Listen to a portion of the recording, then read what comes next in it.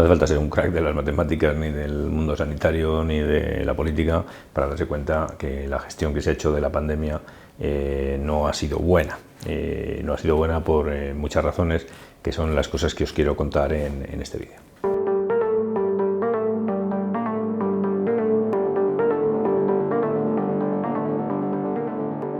Hay tres factores que tenemos que tener en cuenta. El primero de los factores es que tenemos dos grandes tipos de políticos. Unos que son los políticos negacionistas, es decir, los que niegan que esto sea un problema y que esto está afectando tan gravemente al mundo económico que hace falta ignorar la enfermedad y que hace falta asumir que esto es así y ya está, y punto y final, y bueno, salga el sol por donde salga. Hemos visto ejemplos en otros países, Estados Unidos, Brasil, Reino Unido, y hemos visto las consecuencias que tiene ese tipo de política, es decir, que al final ha afectado a la economía y al final pues el número de fallecidos ha sido, y de afectados pues ha sido terrible. Entonces parece que el negacionismo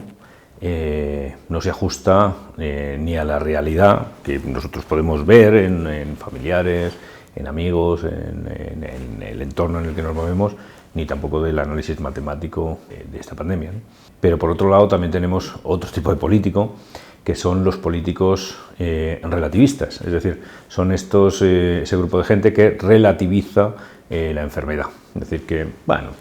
que su mensaje es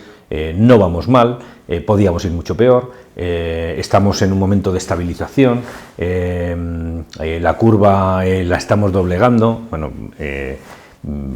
desde luego, si mi opinión es mala en relación con los negacionistas, no os podéis imaginar lo mala que es. Creo que es mucho más dañina la de los políticos relativistas, los que están dando un mensaje de que esto no es grave, que vamos bien, que estamos mejorando, cuando los números es evidente que dicen una cosa muy distinta. ¿Qué es lo que hacen unos y otros políticos? Pues lo que hacen es adulterar los números, es decir, que cuando la realidad no es lo que ellos esperan y no coincide con su mensaje, pues tienen capacidad como para adulterar esos números, y lo que hacen es adulterarlos directamente. Es decir, lo que hacen es de donde pone 50 y no puede poner 50 y tiene que poner 25. Esa adulteración pues es muy fácil detectarla cuando analizas matemáticamente los números y dices, bueno, pues esto que debería corresponderse con una serie matemática determinada, pues es que esto no es una serie prácticamente aleatoria que no coincide con los parámetros que deben controlar pues un comportamiento estadístico como el que puede esperarse de una población muy alta, millones de personas, y de unos factores que actúan de una manera muy previsible. Así que, por un lado, tenemos estos conjunto de políticos negacionistas junto con políticos relativistas. Resulta que si tenemos en la oposición a negacionistas y tenemos en el gobierno a relativistas, ¿quién realmente hay mentalizado para luchar contra una pandemia? Pues nadie. Segundo factor que no ayuda nada es la visión del problema que tienen los políticos en general. Hoy en día la política camina hacia la estrategia y ya los políticos no tienen ideas políticas, sino que tienen ideas estratégicas, es decir, cómo la estrategia y cómo la comunicación de lo que se hace y cómo se traslade eso a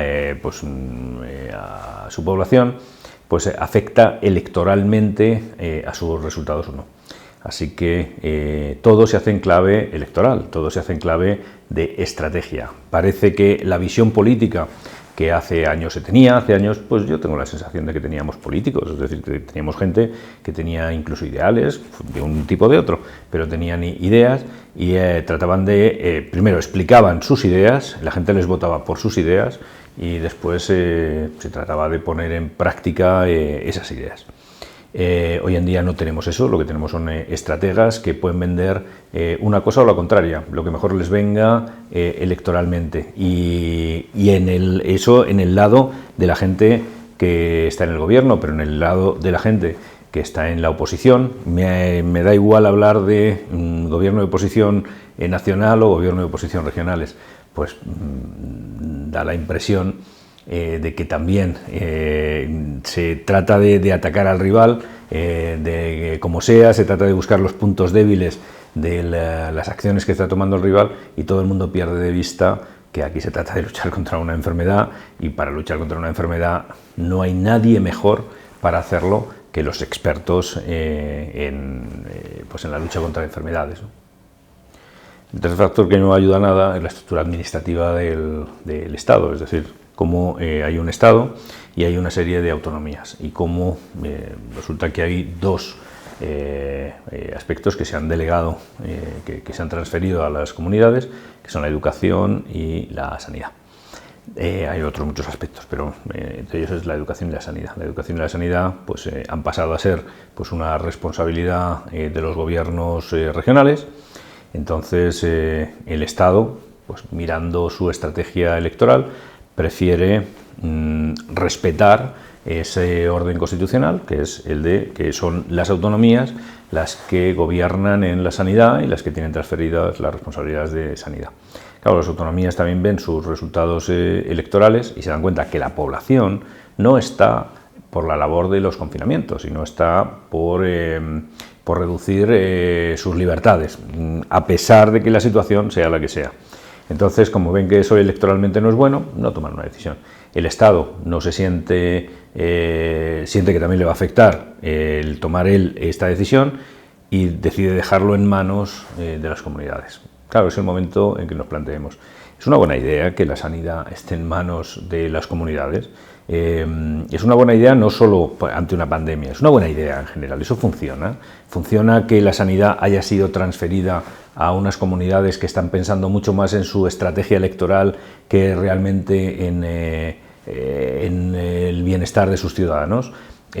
¿Funciona que esas autonomías estén muy bien, no sé, controladas por lobbies que en un momento determinado son capaces de influir en sus decisiones? Lobbies del sistema farmacéutico, lobbies del sistema de la sanidad privada, que en un momento determinado pueden hacer que sus decisiones estén condicionadas. Bueno, yo me cuestiono si el modelo autonómico es un modelo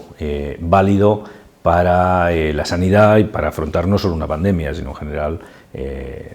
todo lo que tiene que ver con la sanidad y también todo lo que tiene que ver con la educación. Un cuarto factor que deberíamos tener en cuenta es cómo somos como población, y cómo igual es que los políticos que tenemos son un reflejo de la sociedad que tenemos y que tenemos los políticos que nos merecemos. Realmente la población no está por la labor de aplicar medidas drásticas que reduzcan su libertad, a pesar de que lo que se ha visto es que quienes han aplicado esa reducción de la libertad de forma individual, de forma mentalizada, al final tienen mucha más libertad para moverse. Por tanto, es muy posible que esa visión que tiene el político de que lo interesante es obedecer la estrategia electoral sea una consecuencia de nuestra propia actitud en cuanto a cómo vemos a los políticos cuando toman una decisión, y cómo les valoramos, cómo les azuzamos, cómo les llevamos hacia que tomen determinadas decisiones. Probablemente como ciudadanos seamos muy responsables de esa actitud de los políticos. Así que para los próximos meses las cosas no pintan muy bien. Hay muchos factores que están en contra, prácticamente ninguno juega a favor, así que la previsión, desde luego, sin duda alguna, es que caminamos hacia un colapso del sistema sanitario, caminamos hacia que las tasas de contagio van a aumentar como efecto fundamentalmente de la bajada de temperatura y como efecto del cansancio de la gente con esta pandemia, y una vez que se colapse el sistema sanitario, una vez que la disciplina social disminuya un poco, que nos relajemos un poco, pues lo que va a ocurrir va a ser que se nos van a disparar tanto la tasa de letalidad como la tasa de contagio.